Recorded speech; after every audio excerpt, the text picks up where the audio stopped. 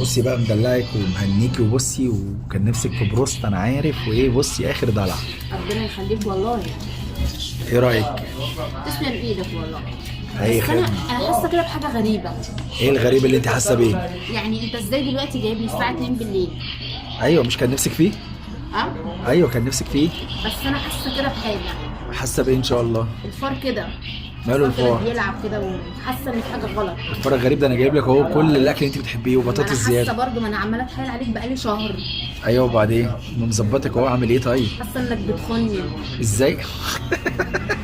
اعمل ايه تاني بس يا رب اعمل طب ايه؟ مره واحده ايه؟ يقول لي، ايوه بقول لك ايه يا روحي، يلا البسي عشان عازمك على العشاء، وفجاه جايبني في بروست.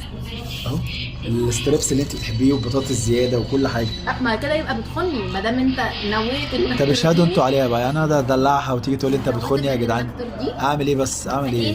فايه يبقى بتخوني. مش عارف اعمل ايه تاني والله. اكتشف بقى ان انت بتخوني ازاي. لا تعليق.